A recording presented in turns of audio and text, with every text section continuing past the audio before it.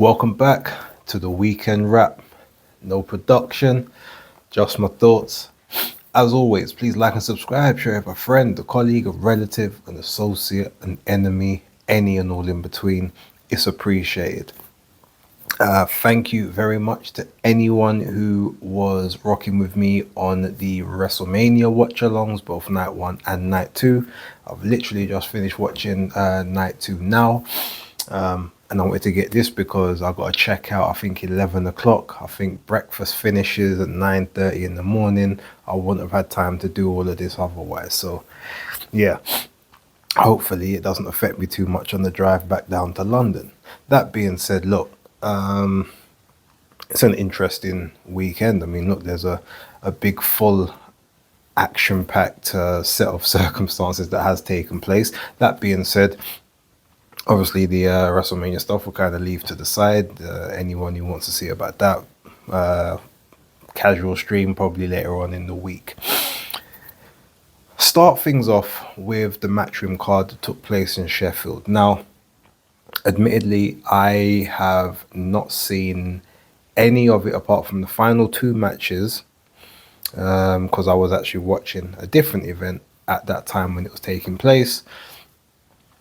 So it was the what was his name? Asif Assad Khan versus Josh Warrington, and Matthew Germain versus Dalton Smith. So I saw those two fights, and I've seen the highlights of Josh Padley's stoppage against the other guy. I can't remember his name, and I can't remember what country he comes from. So apologies. I'm sure someone, probably Danny Glover from Fight Fan TV, will decide to put the name in the chat. He likes to do that.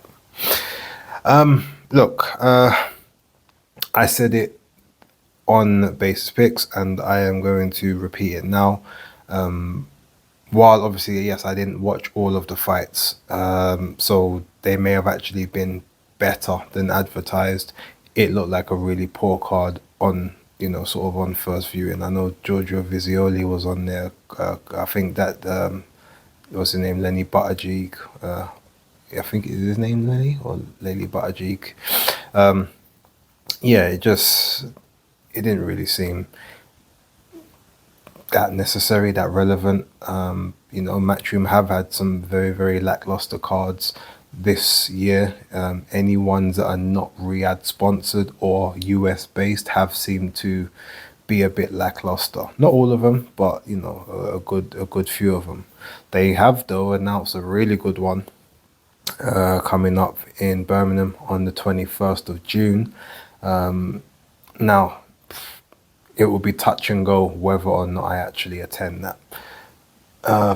Those of you who obviously know circumstances that took place in my life last year will know that's around a certain time of the year that is now extremely difficult for me. So whether or not I do make it, I'm not sure. But that being said, great card, and it looks like it's a step in the right direction. But yeah, this card wasn't it from everything that I kind of saw previous, the before the bell stuff. The Josh Warrington fight, I was expecting him to get a stoppage. I know he's not a KO merchant or anything, but he just looked very out of sorts, no timing. He looked very gun shy. Even though the person he was fighting, Khan, had no real power to speak of. Yeah, it just seemed a bit lackluster. Knocked him down, I think, what was it, in the 7th round, and then didn't capitalize on that. Yeah, it just wasn't anything great. Then obviously we had the main event. Now, I can't blame Dalton Smith for not basically doing better with Matthew Germain, but Jermaine, look, he's a wily veteran. He's an old guy. He knows how to survive. He's got very good movement, very good cardio stamina, punch resistance, and just willingness to not get knocked out. Sometimes you have to deal with that. And, the match going 12 rounds is not really an issue because, Dalton Smith hasn't had a 12-rounder in the longest of times. So it's good for him to obviously get those rounds in the bank and be able to know that he can still go 12 at a decent pace. But I guess he just gotta maybe learn how to, whether it's to cut the ring off a bit better, whether it's to work when his opponent wants that breather. Maybe that's the issue, or maybe it's just let his hands go more without trying to throw too much like power behind the shots. So it was a marginally lackluster performance, but it was still pretty dominant and controlled, and no real issues with that said. But the card itself, yeah, no great shakes. Also, the Gabriela Fondora versus Marilyn Badillo card that was taking place, I didn't see any of that except for halfway through the Charles Conwell fight against Jorge Perez. Now that one I got wrong. I thought that Conwell would sort of break him down and start to work and, maybe get him out of there between sort of 7 to 9 rounds. Didn't play out that way at all. Perez ended up getting a split decision victory on the cards. I didn't see the entire fight, so I can't comment as to whether or not that was correct, but he was being the busier guy, landing. He wasn't actually landing more shots. He actually landed less shots than Conwell did throughout the fight, but he threw a lot more. And I guess, part of that is the perception. No real complaints, though. I mean, look, it was fairly okay from what it was. I didn't see any of the other undercard except for, I think his name, if I'm correct, I think his name is Jonathan Edwards, who is the USA heavyweight, the amateur has just turned pro for Golden Boy. I think it's Jonathan Edwards. I could be wrong. I know his surname's Edwards. The first name is the part that. But I saw the highlights on Twitter. He looks like he'd actually be a pretty decent talent. I guess I'll wait to see from Coach Christine as to whether or not her prediction for him being the next heavyweight champ up is the case or not.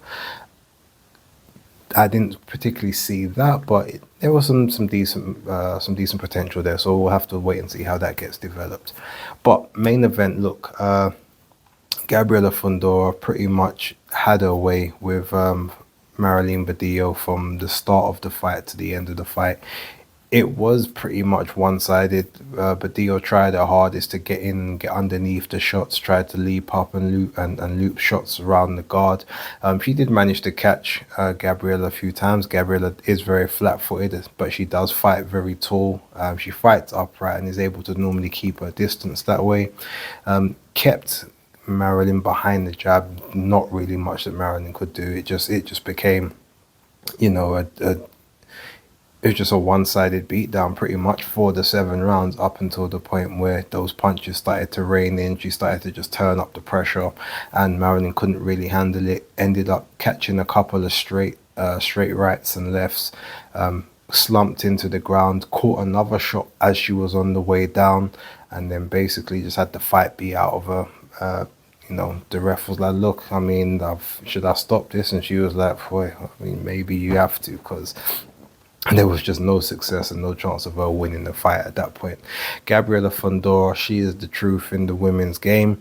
The one thing I will say, though, she said that, she basically makes 112 extremely easy, and she's even contemplating going down to 108 pounds because she still eats normally throughout the week. And when she's cutting weight, like super fast metabolism, just genetic anomaly, and she can go down another weight and win belts down there. The one thing I will say is she's already a genetic freak at 112. If she goes down to 108, even though it may adversely affect her, she might lose some punch resistance or whatever, we don't know, but then she really will be labeled a weight bully because she's already 5'9" at 112 pounds. There is very few women that are that tall and that light. So really and truly, the only test she's going to get is when she goes up in weight. 115 is not going to be it. There's maybe one champion in 115 that you might look at. 118, there might be, you might get a bit more resistance. I reckon though she won't particularly get much drama until she hits like about 122. I think everyone at 118, I think she's still got enough for. I think 122 is where she'll start to see some resistance.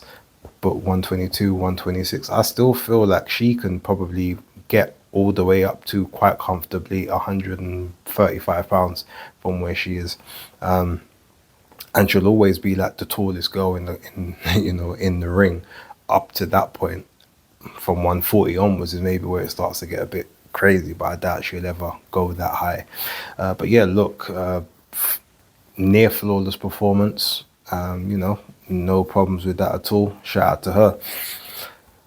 Then we go to obviously the card that took place over Sunday, Easter Sunday, the Resurgence card, which is all about, Ben Whittaker, Liam Cameron. I'll go through it sort of in chronological order really quickly. Tyler Denny versus Elvis Ahorga. In my basis picks video, I think I said, and actually I know I said that Elvis Ahorga was Nigerian, which is incorrect. He's actually Ghanaian.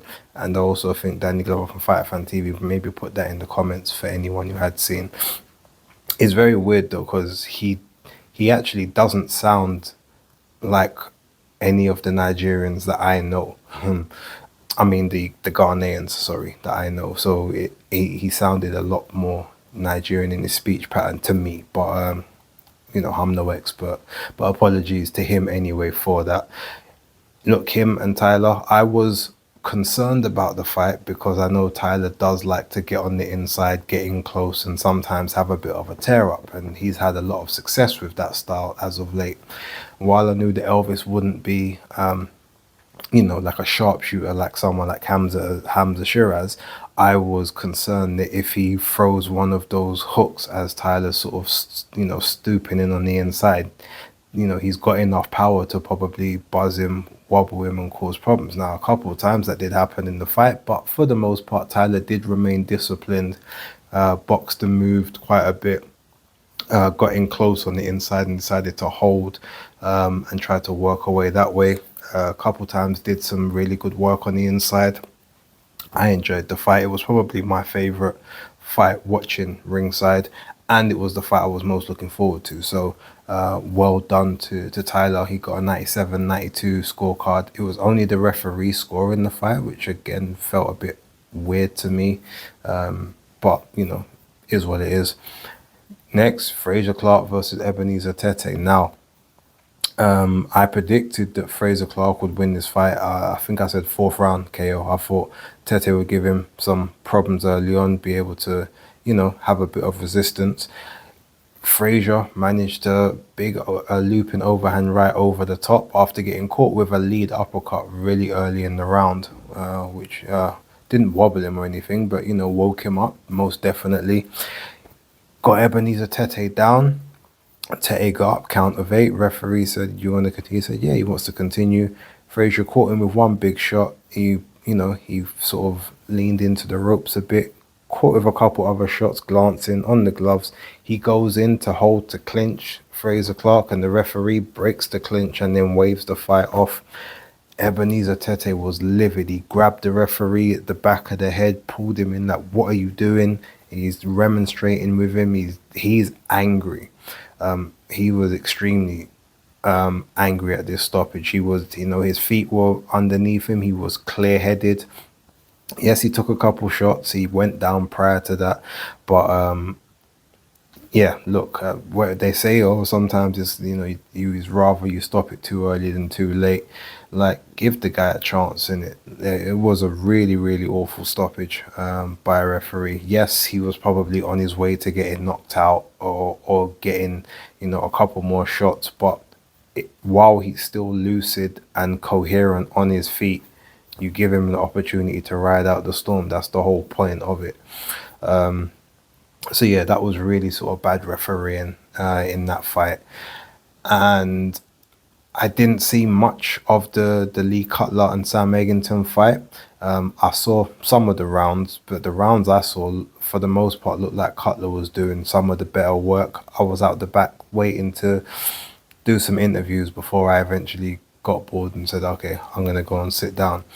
And then the fight ends up getting stopped on cuts, and then it goes to a scorecard. So I predicted from before it would be a split decision to Lee Cutler. It ended up being a unanimous decision to Sam Eggington. So I got it wrong, but everyone I'm seeing online, everything saying there was a 90 to 83 scorecard, basically giving Sam Eggington every single round. And I think even the people that think Eggington was in front in the fight were totally dismayed at how he could have got every single round on the scorecard. I can't really comment too much on it. Again, I didn't see it in that fashion, so I'm a bit alien to that one. But it did seem like the scorecards were extremely biased towards Sam Eggington based on everything that I've seen or heard. So, is what it is. But after that, we then had the main event, Ben Whittaker versus Liam Cameron. Now, this was actually funny from the from the ring walks. A lot of people wouldn't have clocked the little bit of trolling both guys did to each other on the way out. So, for instance, you had Liam Cameron when he came out to UB40, who are a Birmingham / Midlands based band from back in the day. And then but then when Ben Whittaker came out, he came out to the what was it? What were they called? The Sheffield local choir or something like that. So obviously Liam Cameron's from Sheffield, so he's gone and got the choir from Liam Cameron's home city to come and basically sing him out to the ring before his entrance music starts.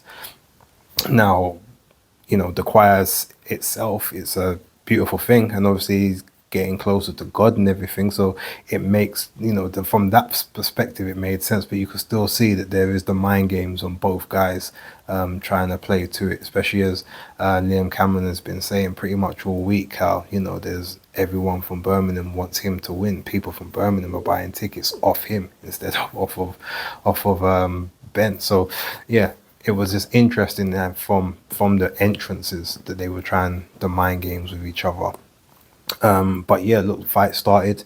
The jab from Ben was pretty good. He got touched a couple times by Liam Cameron's jab as well. But every time Cameron tried to throw something, it just seemed like he was just a bit off the pace. The timing was out. It seemed a bit weird, whereas Ben seemed a lot more composed and controlled.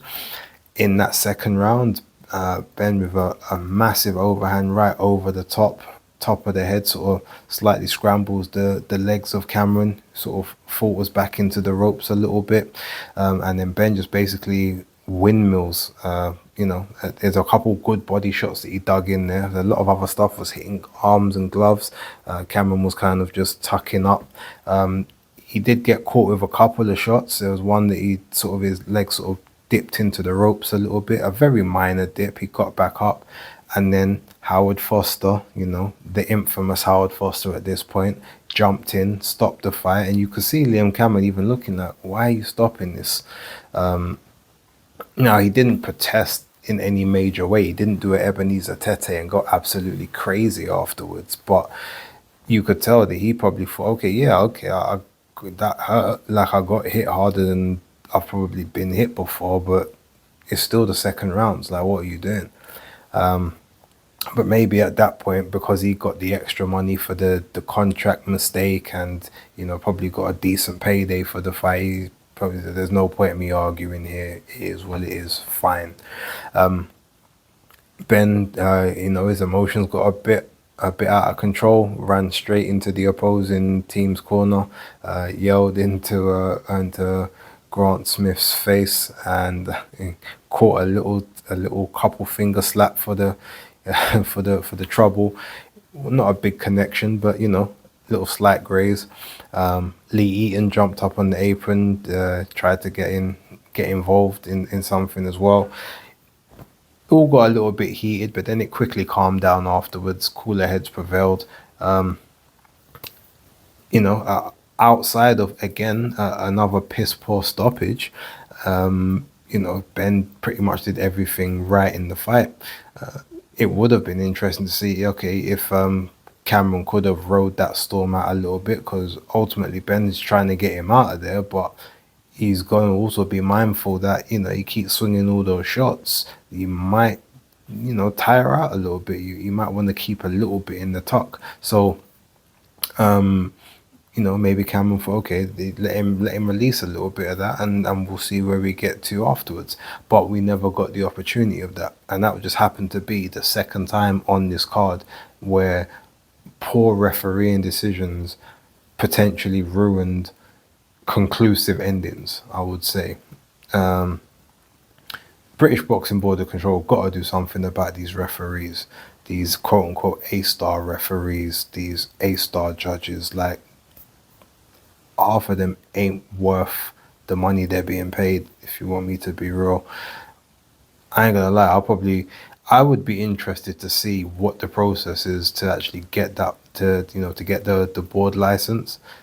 I wouldn't mind working a couple of the small hall shows and, doing the rounds and everything, and working the way up the rankings, and having sort of that type of they definitely need younger blood in there, because these old guys, these old heads are awful.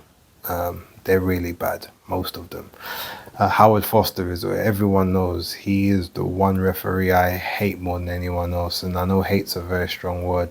In the professional sense, I hate him. I don't know him as a person, but anytime I see him I'm never comfortable whenever he's refereeing a fight. I always know he's just there to basically make sure that home fighter gets that gift stoppage, and that's what it always feels like when it's him. But yeah, look, shout out to Ben Whittaker. He did what he needed to do. On earlier on in the day, on July the 12th, it got announced that there's a free fight card, a ring card taking place. I don't remember what location it's at, but I know it's being headlined by Edgar Berlanga and Hamza Shiraz. I mean, I'm not going to be giving my predictions as of yet, but I definitely know who I favor in that fight. But on the undercard is what's very intriguing. Shakur Stevenson against William Zepeda is being made for that card, with Shakur Stevenson allegedly ripping up his Matchroom deal. He had one fight left on the contract, and apparently he now is no longer under the Matchroom contract, and potentially Jay Prince, who was his manager, has also been let go, and he's moving with Lou DiBella.